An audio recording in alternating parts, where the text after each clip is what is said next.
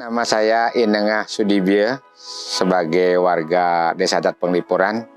Jadi kapasitas saya sebagai salah satu anggota kelompok sadar wisata, kebetulan ditugaskan di seksi pengembangan sumber daya manusia. Terkait dengan sejarah Desa Adat Penglipuran, jadi Desa Adat Penglipuran ini merupakan salah satu desa adat yang ada di Kabupaten Bangli. Jadi asal-usul kami warga Penglipuran sesungguhnya dari Desa Bayung Gede, itu di Kintamani, sekitar 20 km dari Desa Penglipuran.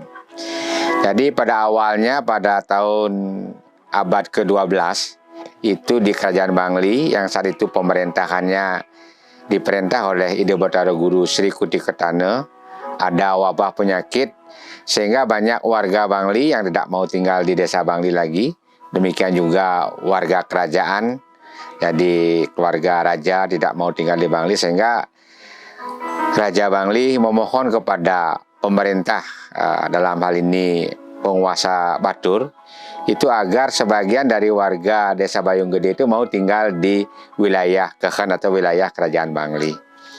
Lama-kelamaan warga yang tinggal di wilayah Kehen yang dulunya disebut Kubu Bayung membentuk sebuah desa adat yang disebut dengan Desa Adat Penglipuran. Nah, Penglipuran itu dikonotasikan sebagai pengeling pura, artinya warga kami membentuk tempat-tempat suci sesuai dengan tempat suci yang ada di Bayung Gede, artinya eling atau ingat dengan tanah leluhur. Kemudian juga disebut sebagai Pelipur Lara, karena raja dulu kalau ada masalah datang ke tempat ini sehingga merasa terhibur, sehingga masalah-masalah bisa diselesaikan. Kemudian juga dikonotasikan sebagai Pangleng Pura, artinya Desa Adat Penglipuran ini dibatasi oleh tempat-tempat suci di segala penjuru. Nah itu ya terkait dengan sejarah Desa Penglipuran.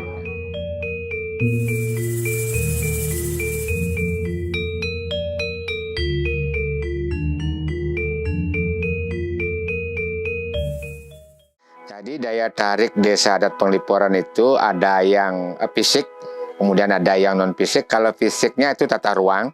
Tata ruang mungkin Bapak bisa lihat dari tata ruang kita sedemikian rupa. Kemudian juga ada bangunan-bangunan tradisional yang kita lestarikan. Yang pertama itu ada angkul-angkul yang bertahan bambu. Kemudian ada dapur. Kemudian balai sekenap. Inilah yang 3 bangunan ini yang kita lestarikan, yang kita konservasi di Desa Adat Penglipuran. Yang non fisik itu ada peraturan-peraturan adat atau yang disebut dengan Nawagawig, itu yang kita lestarikan, yang masih sesuai dengan perkembangan zaman. Kemudian juga ada adat dan budaya kita yang kita lestarikan. Sehingga inilah fisik non fisik ini yang bisa mendukung sehingga kita bisa seperti ini.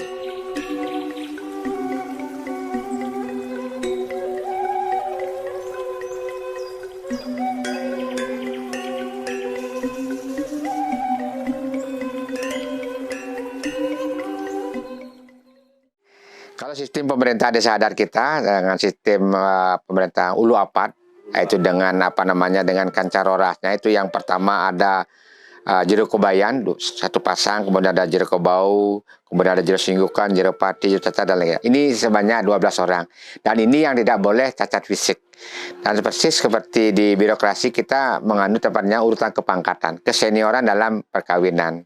Ini ada yang jumlahnya sekarang 78 orang yang disebut dengan Dewan Desa. Ini yang Dewan Desa ini yang boleh menduduki kancaroras atau sistem pemerintah adat ini. Ya. Tidak boleh sembarangan orang. Tidak boleh sembarangan. Dan ini tidak boleh cacat fisik juga. Cacat angge namanya. Oh, cacat angge ya. Cacat angge ini ya misalnya fisiknya ada yang cacat, itu kurang, terus mana tidak boleh menduduki yang namanya kancaroras. Sehingga penggantinya pun harus mulai dari urutan terbawah lagi. Nah, itu.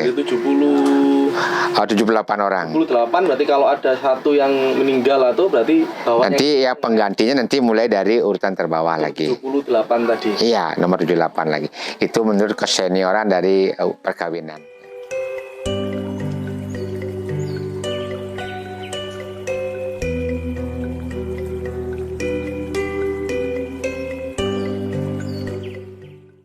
Jadi kalau kalau mereka melanggar aturan-aturan adat itu sanksinya juga sanksi adat.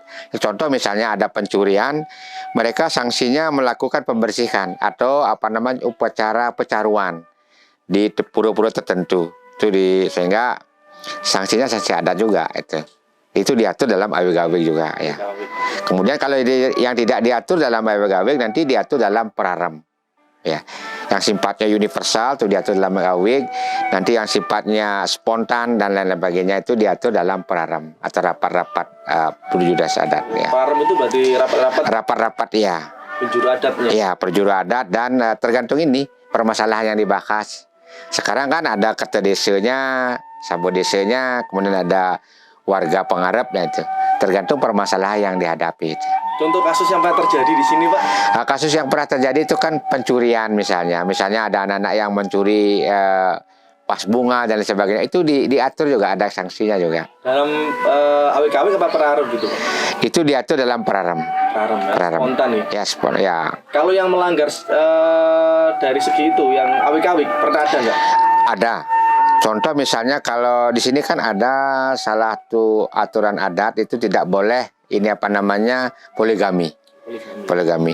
Kalau mereka melakukan poligami itu nanti ditempatkan tempat yang sudah kita siapkan yang namanya karang memadu, dan mereka tidak boleh ke tempat suci, tidak boleh melewat jalan utama, dan ini juga terisolir mereka. Nah, itu sanksinya. Sampai sekarang sudah pernah ada yang melanggar itu? Sampai sekarang belum ada yang berani. Ini mungkin maksudnya para leluhur kami melindungi kaum wanita. Jangan sampai wanita itu dipermainkan. Dan ini aturan ini sudah ada sebelum ada undang-undang perkawinan. Sudah diatur dalam awig-awig.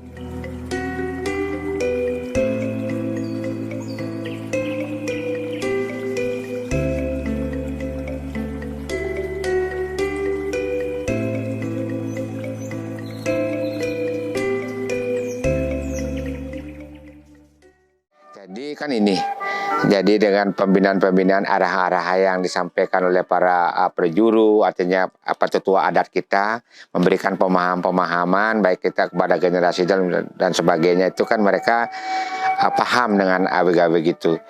Biasanya kan kalau kita di Bali itu lebih takut dengan sanksi sosial, apalagi terkait dengan beliau yang di atas gitu. Ketaatan terhadap itu yang lebih ini. Makanya kalau program-program pemerintah itu akan lebih sukses apabila kita sama dengan desa adat. Ya. Karena sanksi adat itu sangat ditakuti di Bali itu. Iya.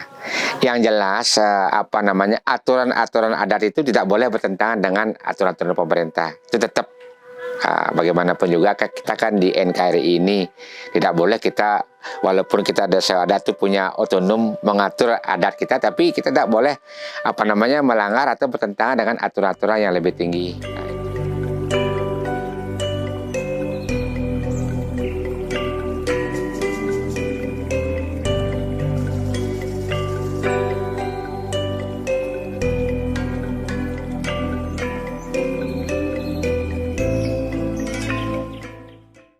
Jadi pemuka-pemuka atau tokoh-tokoh non formal ya, kalau di sini itu kan non formal, pemuka adat itu kan sangat dihormati oleh warga.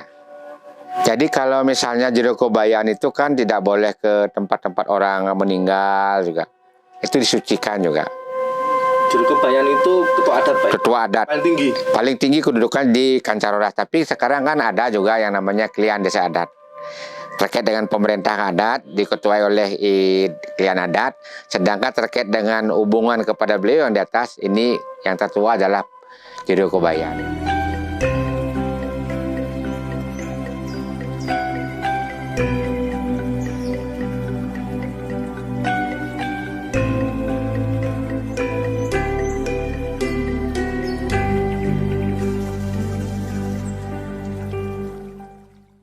Saat beliau dijadikan sebagai tetua adat itu kan melalui proses-proses yang di upacara-upacara adatnya juga ada yang diselenggarakan oleh desa adat kita.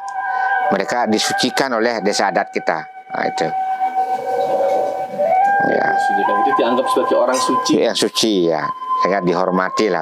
Dan itu tidak sembarang orang juga bisa mencapai proses seperti itu. Jadi sudah kehendak beliau yang di atas lah. kadang-kadang kan ini mereka akan ngelad atau tidak boleh duduk di sana itu apabila cucunya sudah kawin, kemudian anak yang terakhir sudah kawin, mereka tidak lagi boleh duduk di sana lagi gitu. Ini kan proses alami ini juga itu. Ya itu. Berarti selain tata urutan juga ada proses secara alamiah ya. Ya alamiah Itu, ya.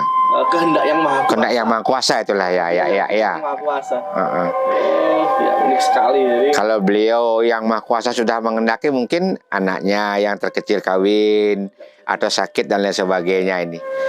Jadi gawe-gawe gitu yang berisikan tentang terkait dengan upacara agama, kemudian mengatur masa. Ini kan ada istilahnya kan mengatur hubungan kita dengan beliau yang di atas, kemudian mengatur antara kita dengan kita, kemudian mengatur kita dengan lingkungan atau yang disebut dengan trihita karana.